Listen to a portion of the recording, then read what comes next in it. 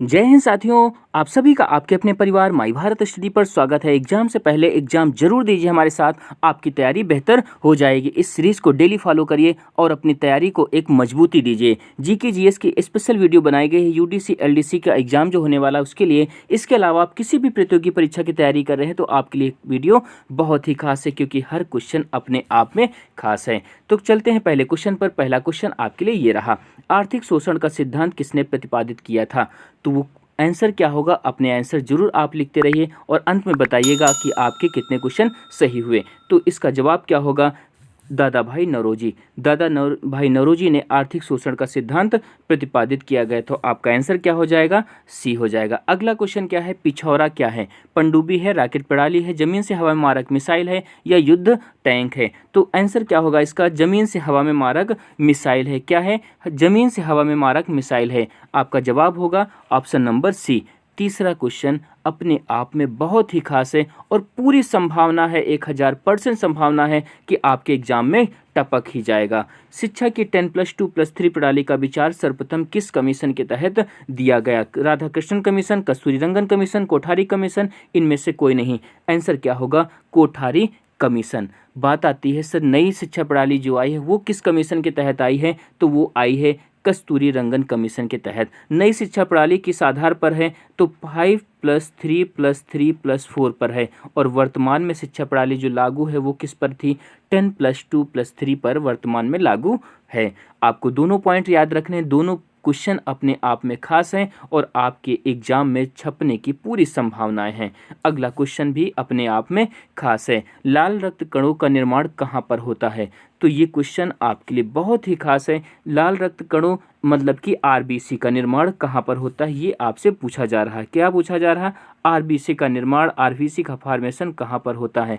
तो कहाँ पर होता है? किडनी, अस्थिमज्जा, छोटी आंत, फेफड़े। अस्थिमज्जा में आरबीसी का निर्माण होता है जिसे बोन मैरो कहा जाता है।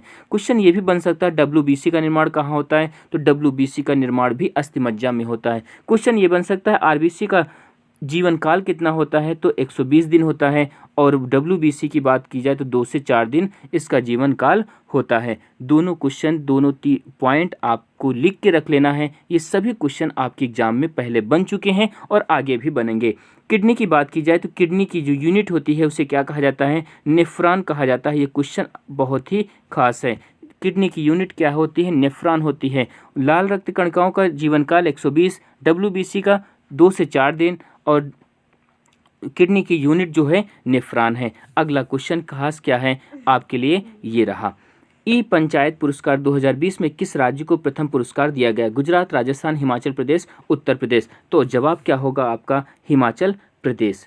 ई पंचायत पुरस्कार 2020 हिमाचल प्रदेश ने जीता है। आंसर हो जाएगा ऑप्शन सी हो जाएगा। अगला क्वेश्चन है, देश का पहला अंतर्राष्ट्रीय महिला व्यापार केंद्र किस राज्य में खोला गया?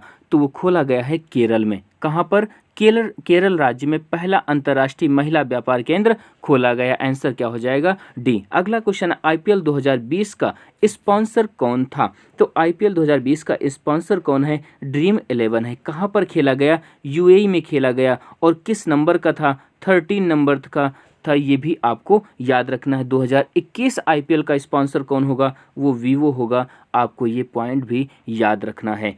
अगला क्वेश्चन भी आपके लिए खास है। अगला क्वेश्चन ये रहा, अंतरिक्ष वैज्ञानिकों ने किस ग्रह पर पहली बार फास्फीन गैस की खोज की?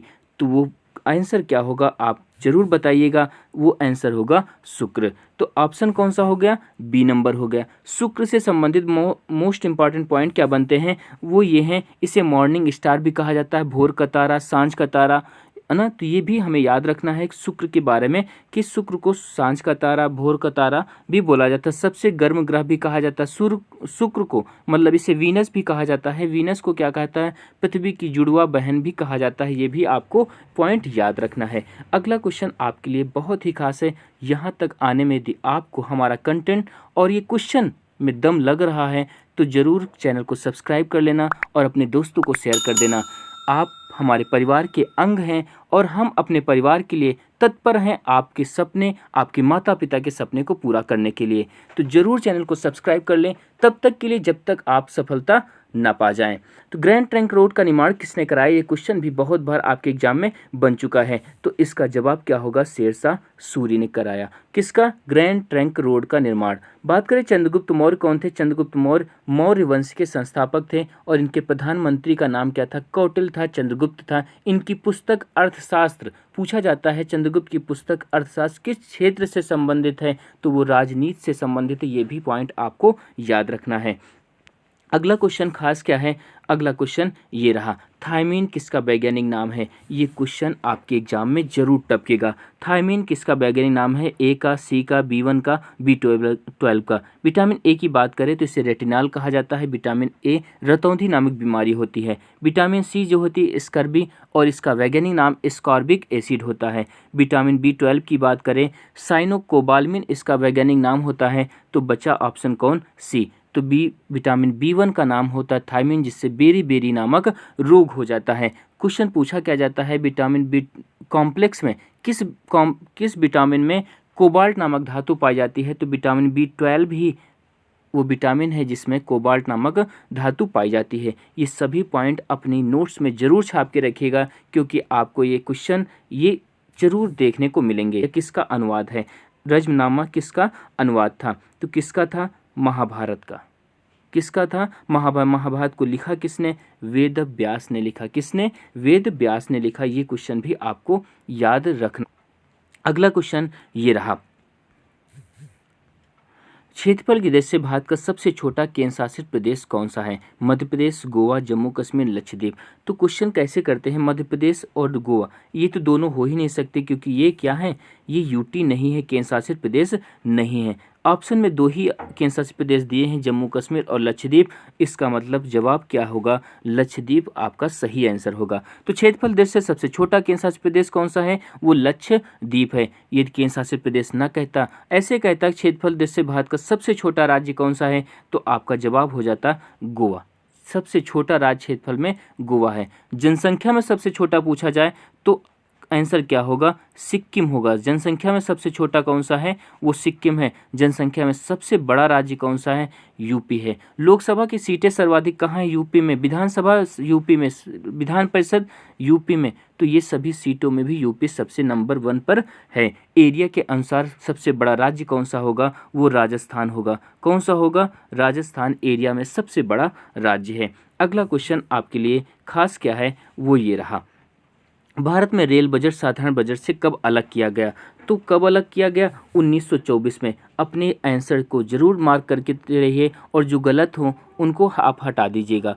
लास्ट में बताइएगा कि आपके कितने क्वेश्चन सही हुए।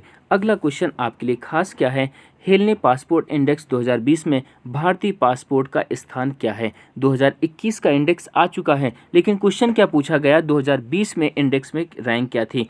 तो 20 की जो रैंक थी वो क्या थी, 84 थी। क्या थी, 84। लेकिन 2021 में क्या है, तो आपको ये भी जानना होगा 2021 की रैंक क्या है, तो वो है 85। कितनी है, 85 रैंक है 2021 में हेलने पासपोर्ट इंडेक्स में।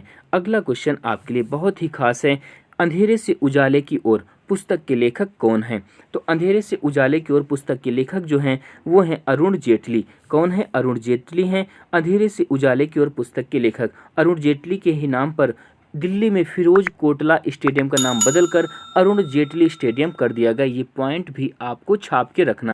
अगला क्वेश्चन बहुत ही खास है, अंतर्राष्ट्रीय शांति दिवस कब मनाया जाता है, 22 मार्च, 12 अगस्त, 22 मई या 21 सितंबर। आप अपने जवाब को जरूर दीजिए और अंत में जरूर बताइएगा आपके कितने क्वेश्चन सही हुए। तो जवाब क्या होगा, 21 सितंबर को अंतर्राष्ट्रीय शांति दिवस मनाया जाता है। कब मनाया जाता है, 21 सितंबर को ये दिवस मनाया जाता है। बात करें 22 मार्च को क्या मनाया जाता है, विश्व जल दिवस मनाया जाता है। क्या, विश्व जल दिवस मनाया जाता है। 12 अगस्त क्या मनाते हैं, अंतर्राष्ट्रीय युवा दिवस मनाते हैं। हाथी दिवस मनाते हैं कब, 12 अगस्त को। राष्ट्रीय युवा दिवस की बात करें तो 12 जनवरी को मनाते हैं। कब मनाते हैं, 12 जनवरी को राष्ट्रीय युवा दिवस मनाते हैं। अंतर्राष्ट्रीय युवा दिवस जो है 12 अगस्त को मनाते हैं। 22 मई की बात करें, जैव विविधता दिवस मनाया जाता है। क्या? जैव विविधता दिवस मनाया जाता है। क्वेश्चन एक और बताते हैं आपके लिए, बहुत ही खास क्वेश्चन है। यदि इससे पहले अभी चैनल को सब्सक्राइब नहीं किया है तो सब्सक्राइब कर लीजिएगा, लाइक कर दीजिए, अपने विचारों को जरूर बताइए और अंत में अपने क्वेश्चन को जरूर बताइए कि आपने कितने क्वेश्चन सही किए। सर्वाधिक जैव विविधता कहाँ पाई जाती है? तो वो उसका आंसर क्या होगा? अमेजोनिया जंगल, मतलब अमेजॉन फॉरेस्ट में सबसे ज़्यादा जैव विविधता पाई जाती है। तो आपका जवाब क्या हो जाएगा? 21 सितंबर हो जाएगा। 22 अप्रैल भी खास है, आपको ये भी क्वेश्चन याद रखना है। 22 अप्रैल को क्या मनाया जाता है? तो पृथ्वी दिवस मनाया जाता है। क्या? 22 अप्रैल को पृथ्वी दिवस, 22 मार्च को जल दिवस, 22 अप्रैल को पृथ्वी दिवस और 22 मई को जैव विविधता दिवस मनाया जाता है। तो ये सारे पॉइंट आपके लिए बहुत ही खास हैं और आपके एग्जाम में छपने को उतावले हैं। अगला क्वेश्चन क्या है? संयुक्त राष्ट्र संघ कहाँ स्थित है? मतलब इसका हेडक्वार्टर आपसे पूछा गया। तो कहाँ पर है? न्यूयॉर्क में है। इसका हेडक्वार्टर कहाँ पर? न्यूयॉर्क में। पेरिस में किसका हेडक्वार्टर है? यूनेस्को का हेडक्वार्टर जो है पेरिस में है। जिनेवा की बात करें तो लगभग जो हेडक्वार्टर बनते हैं, मतलब कि वर्ड से शुरू हो और ऑर्गेनाइजेशन पर ख़त्म हो, तो लगभग जो है कुछ अपवाद हैं, बाकी का सबका हेडक्वार्टर स्विट्ज़रलैंड जिनेवा में ही है। जैसे कि WHO की बात करें, WTO की बात करें, इनका हेडक्वार्टर कहाँ? जिनेवा के स्विट्ज़रलैंड में है।